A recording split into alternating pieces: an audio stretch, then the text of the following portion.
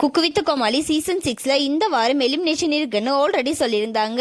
அதே மாதிரி ஒரு எலிமினேஷனும் நடந்திருக்கு.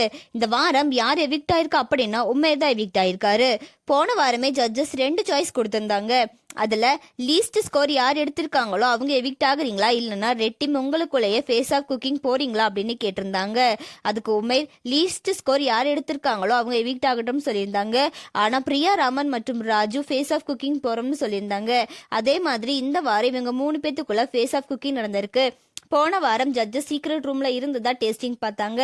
அதே மாதிரி இந்த வாரமும் சீக்ரெட் ரூம்ல இருந்ததா டேஸ்டிங் பார்த்தாங்க.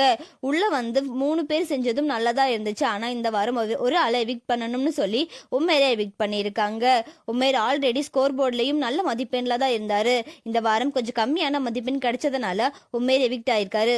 உமேர் எவிக்ட் ஆனது அன்ஃபேர் எவிக்ஷன் சொல்லி எல்லாருமே சொல்லிட்டு வராங்க. இதை பத்தி நீங்க என்ன நினைக்கிறீங்க அப்படின்னு சொல்லி கமெண்ட்ல சொல்லுங்க. அண்ட் இந்த மாதிரியான அப்டேட்ஸ்க்கு நம்மளோட சேனலை சப்ஸ்கிரைப் பண்ணிக்கோங்க.